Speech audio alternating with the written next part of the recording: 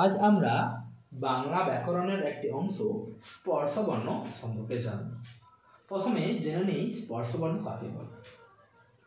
যে ব্যঞ্জন বর্ণগুলি উচ্চারণের সময় জিভ মুখের ভিতরে কোনো না কোনো স্থানে স্পর্শ করে, সেগুলি হলো স্পর্শবর্ণ। এবারে স্পর্শবর্ণ কোনগুলি? ক থেকে ম পর্যন্ত প্রত্যেকটি বর্ণই হচ্ছে স্পর্শবর্ণ। এর সংখ্যা রয়েছে 25। তোমরা গুণে দেখে নিতে পারো। এরপর আসি, এগুলি হচ্ছে উচ্চারণ স্থান, মানে এই যে স্পর্শবর্ণগুলি কোন স্থান থেকে উচ্চারিত হচ্ছে। আর প্রত্যেকটা বর্ণ মানে ক, খ, গ, ঘ, উমা, এদের 5টি বর্ণের উচ্চারণ স্থান হচ্ছে কণ্ঠ, কারণ গলা দিয়ে উচ্চারণ হয়। কণ্ঠ থেকে ক উচ্চারণ করো, খ উচ্চারণ করো, দেখো এই স্থানটা বেশি কাঁপছে, মানে এই কণ্ঠ থেকে উচ্চারিত হয়। তাই এগুলিকে বলা হয় কণ্ঠ ব্যঞ্জন বর্ণ বা কণ্ঠবর্ণ। আর তালু হচ্ছে চ, ছ, বর্গের ছ, ঞ। এই 5টি বর্ণকে তালু বর্ণ বলা হয়, তালব্য বর্ণ। ঠিক আছে, কারণ এগুলির উচ্চারণ স্থান তালু। এরপর মূর্ধা, ট, ঠ, ড, ঢ, মূর্ধন্য। এই ব্যঞ্জন ধ্বনিগুলি উচ্চারণের সময় বা বর্ণগুলি উচ্চারণের সময় উচ্চারণের স্থান হচ্ছে মূর্ধা হয়, মানে মূর্ধা থেকে উচ্চারিত হয়। তাই এই বর্ণগুলিকে বলা হয় মূর্ধন্য বর্ণ। কিভাবে এটা আমরা মনে রাখবো? ক মানে কণ্ঠ, আর মূর্ধন্য রয়েছে বলে মূর্ধা। ঠিক আছে, মূর্ধন্য, আর এদের উচ্চারণ স্থান মূর্ধা। এরপরে আসি ত, থ, দ, ধ, দন্তন্য। এগুলিকে বলা হয় দন্তন্য ধ্বনি, কারণ এদের উচ্চারণ স্থান দন্ত। উচ্চারণ করো ত, থ, দ, ধ। কি হচ্ছে? এগুলি উচ্চারণ করার সময় জিভটা দাঁতে এসে ঠেকছে। আর এগুলো দেখো চ, ছ, বর্গের জ, ঝ, ঞ। উচ্চারণ করার সময় কি হচ্ছে? আমাদের মুখের মধ্যে যে একটা উপরে ছাদ রয়েছে ভিতরে, সেইটি হচ্ছে সামনের দিকের অংশটা হচ্ছে তালু। চ উচ্চারণ করো, দেখো তালুতে এসে ঠিকছে জিভটা। ছ বর্গের জ, ঝ, ঞ। এবার মূর্ধা কাকে বলে? মূর্ধা হচ্ছে আমাদের মুখের ভিতরে যে একটা উপরের দিকে ছাদ রয়েছে, ছাদটার পেছনের দিকে হচ্ছে উপরের যে পেছনের দিকটা হচ্ছে মূর্ধা। ট উচ্চারণ করো, ঠ, সেগুলি দেখো জিভটা কি হচ্ছে মূর্ধায় গিয়ে ঠিকছে। মূর্ধা মানে আমাদের মুখের ভেতরে উপরে একটা ছাদ রয়েছে, ছাদের পেছনের দিকের অংশ। তালু হলো ওই ছাদের সামনের দিকের অংশ। দন্ত মানে দাঁত বললাম। ওষ্ঠ, প, ফ, ব, ভ, ম।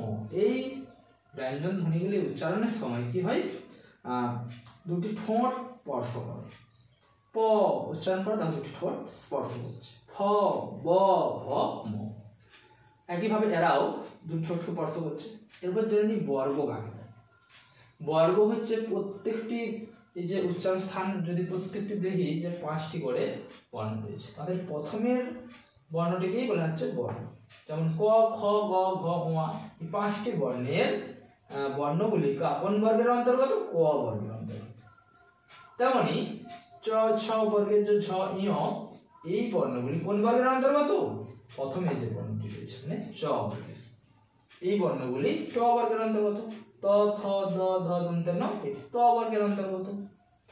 প, ফ, ব, ভ, ম এগুলি প বর্গের অন্তর্গত। এরপর আসি নাসিক ধ্বনি সম্পর্কে বা আনুনাসিক। এইগুলি উচ্চারণের সময় কি হয়? মুখ এবং নাক উভয় দিকেই শ্বাস বায়ু বের হয়। উয়া, ইয়, মূর্ধন্য, দন্তন্য আর ম। এগুলি উচ্চারণের সময় কি হচ্ছে? দেখো নাক আর মুখ উভয় দিকেই শ্বাস বায়ু বেরিয়ে আসছে। এরপর আসি এই যে দেখো 1 নম্বর মানে উপর থেকে নিচে এগুলি ক, চ, ট, ত, প এগুলি হচ্ছে বর্গ। আর 1 নম্বর আর 3 নম্বর রয়েছে গ, বর্গের জ, ড, দ আর ব। এই 1 নম্বর আর 3 নম্বর যতগুলি বর্ণ রয়েছে সেগুলিকে বলা হয় অল্প প্রাণ। কেন? কারণ এই ক, গ উচ্চারণের সময় কম পরিমাণে শ্বাস বায়ু বের হয়। ঠিক আছে, মহাপ্রাণ। ঠিক তেমনই উল্টো 2 নম্বর আর 4 নম্বরে যেই বর্ণগুলি রয়েছে সেই বর্ণগুলিকে, যেমন খ, ঘ, ছ, ঝ, এই বর্ণগুলিকে বলা হয় মহাপ্রাণ বর্ণ বা ধ্বনি। কারণ এই ধ্বনিগুলি উচ্চারণের সময় কি হয়, প্রচুর শ্বাসবায়ু লাগে। ঠিক তেমনই 1 নম্বর আর 2 নম্বরে যে বর্ণগুলি রয়েছে সেগুলিকে বলা হয় অঘোষ বর্ণ। অঘোষ বর্ণ, কারণ এগুলি উচ্চারণের সময় কম গাম্ভীর্য হয়। ঠিক আছে, গাম্ভীর্য মানে একটা গাম্ভীর্য মানে জোরে বা বেশ উচ্চারণটার মধ্যে একটা গভীরতা বা গাম্ভীর্য ভাব থাকবে। গ অল্প গাম্ভীর্য হচ্ছে, খ এটাও কম গাম্ভীর্য হচ্ছে, কিন্তু গ ঘ মানে 3 নম্বর 4 নম্বর দেখো বেশি পরিমাণে গাম্ভীর্য আসছে, মানে একটা গম গম আওয়াজ হচ্ছে। দেখো গ, ঘ, বর্গের চ, ঝ, তাই তো? ঠিক আছে, আজ আমরা তাহলে স্পর্শ বর্ণ সম্পর্কে জানলাম। স্পর্শ বর্ণ রয়েছে 25টি, নাসিক বা আনুনাসিক বর্ণ সম্পর্কে জানলাম। এখানে বলে দিই, আনুনাসিক আর সানুনাসিকের মধ্যে একটি পার্থক্য রয়েছে। ঠিক আছে, আনুনাসিক যখন উচ্চারণ করবে যদি চন্দ্রবিন্দু হয় হাঁস, এটা তো আসলে এরকমই বানান, কিন্তু সানুনাসিকে মানে উচ্চারণটা চন্দ্রবিন্দু নয়। যেমন ধরো ইতিহাস, আমরা কি চন্দ্রবিন্দু রয়েছে কোথাও? কোথাও নেই। কিন্তু কেউ যদি ভুলবশত ইতিহাসটাকে যদি বলে ইতিহাস, তখন সেটি সানুনাসিক বর্ণ।